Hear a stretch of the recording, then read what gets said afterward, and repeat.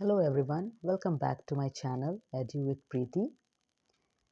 Last class में हमने cell theory के बारे में जाना था और उसके बारे में हम पढ़ ही रहे थे।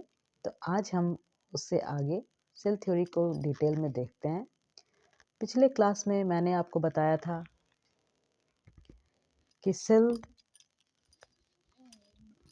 डिस्कवर हुआ और उसके बारे में बहुत सारे साइंटिस्ट खोज करने लगे और उसी में मैथ्यूस क्लेडन और थियोडर स्क्वान जो है दोनों ने मिलकर सेल थ्योरी प्रपोज किया।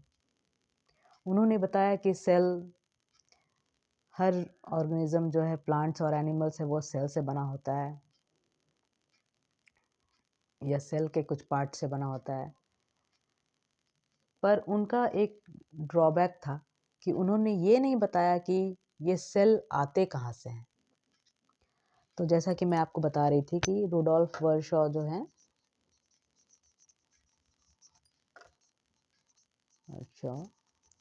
उन्होंने बताया 1855 में कि cell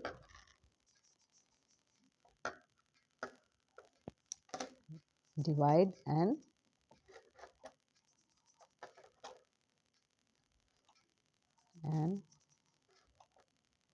make new cells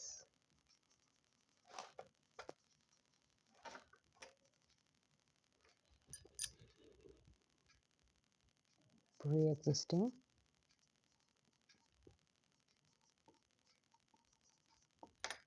cells। इसका मतलब एक सेल जो है वो डिवाइड होता है by any means just like binary fission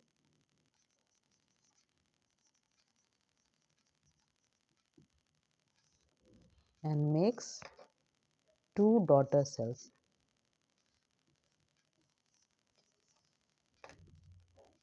इसके बारे में हम पढ़ेंगे।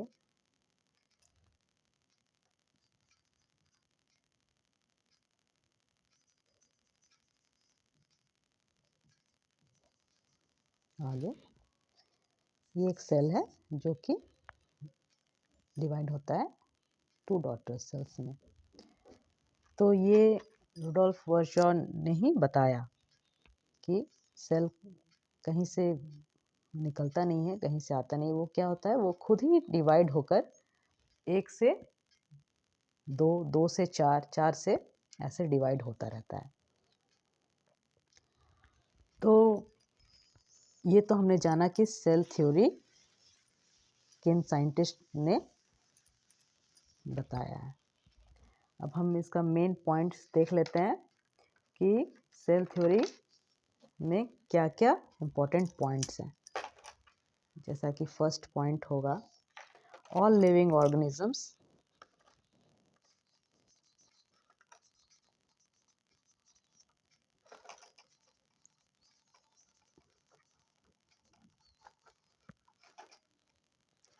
Are composed of cells. चाहे वो एक सेल का हो, यूनिसेल्यूलर हो या मल्टी सेल्यूलर हो, वो सेल्स का ही बना होगा। अगर कोई लिविंग ऑर्गेनिज्म है तो वो उसका जो बेसिक यूनिट है, बेसिक जो जिससे वो बना है, वो सेल है। सेकेंड पॉइंट है cells are the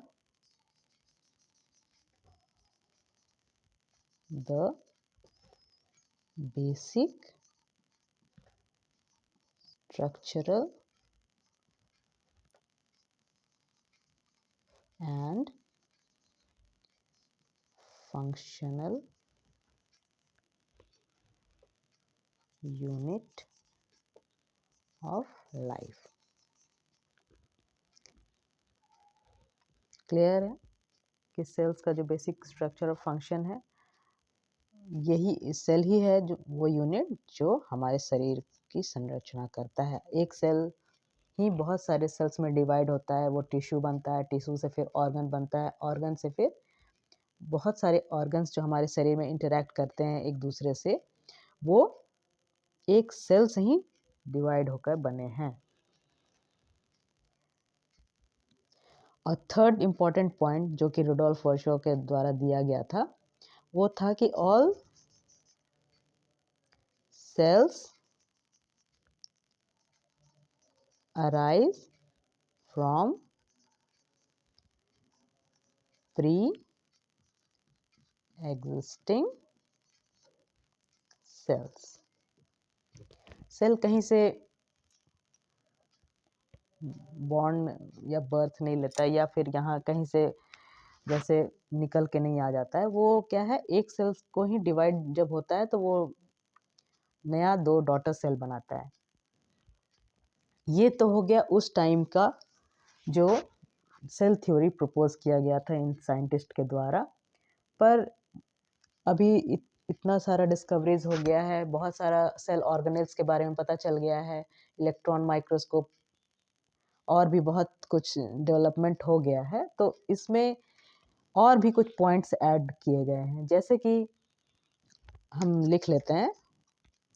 fourth point है, nucleic acid is the genetic material in all sales.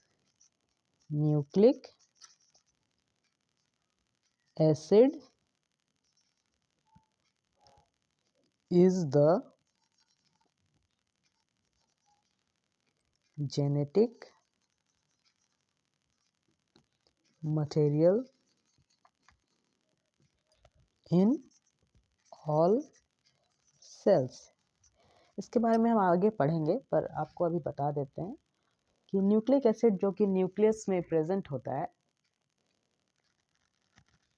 वो वही रिस्पॉन्सिबल है, हमारा जो जीन्स है, उस जेनेटिक मटेरियल है जो एक जनरेशन से दूसरे जनरेशन में जाता है। जो ट्रेट्स हमारा एक जनरेशन से दूसरे जनरेशन में जो ट्रांसफ़र होता है, वो न्यूक्लिक एसिड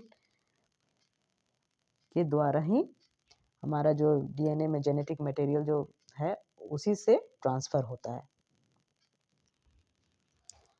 फिफ्थ पॉइंट है, cells interact with each other which results in the organizational function। Cells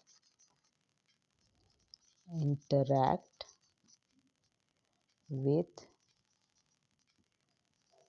each other which results in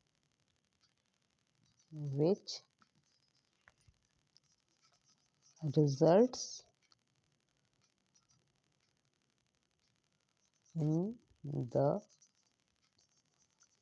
organism functions। It means जो भी सेल्स हमारे शरीर में है, वो इंटरैक्ट करते हैं एक दूसरे से। जैसे सेल्स जो हैं वो जब डिफ्रेंशिएट होकर अलग अलग ऑर्गन्स में चेंज हो जाते हैं, तो वो एक दूसरे से इंटरैक्ट करने के बाद ही फंक्शन करते हैं। जैसे हमारा बॉडी में जो ऑर्गन्स है, फॉर एग्जांपल हार्ट है, लंग्स है, ये सब क्या है, अगर ब्लड में ऑक्सीजन लाना है या न्यूट्रिएंट्स को पहुंचाना है, ये सब करने के लिए वो लंग्स के जो सेल्स हैं, हार्ट्स के सेल्स हैं, वो सब एक कोऑर्डिनेशन में काम करते हैं। अगर एक चीज़ बॉडी में रहेगा, दूसरा नहीं रहेगा, तो वो प्रॉपरली फंक्शन नहीं करेगा और हम जीवित नहीं रह सकते। इसका यही मतलब है कि सेल्स क्या है, एक दूसरे से इंटरैक्ट करते हैं और हमारा जो लाइफ का जितना भी प्रोसेसेस बॉडी के अंदर हो रहा है, वो इसी की वजह से हो रहा है। एक और पॉइंट है, let me clear this board and I'll write it for you।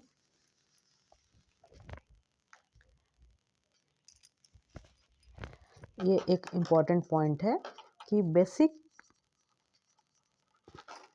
Chemical composition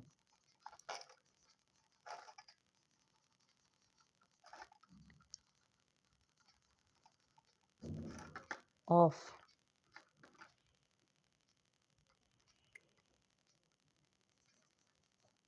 of cells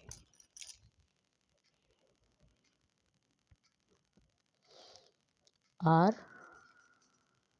more or less same। इसका मतलब जो भी कॉम्पोजिशन है सेल्स, अगर प्लांट सेल्स में जो है, एनिमल सेल्स में, बाकी मतलब जितने भी सेल्स जो हैं उनमें जो भी केमिकल कॉम्पोजिशन है जिससे वो बना है सेल्स, वो सब में किसी में ज़्यादा या किसी में कम कॉम्पोजिशन, लेकिन होगा सेम। तो इम्पोर्टेंट पॉइंट्स हम जैसे जान गए कि all living organisms are composed of cells and product of cells. दूसरा है cells are the basic structural and functional unit of life. Third है all cells arise from pre existing cells. Fourth है nucleic acid is the genetic material in all the cells. Fifth है cell interact with each other which results in the organism's functions. और sixth है basic chemical composition is more or less same in all the cells.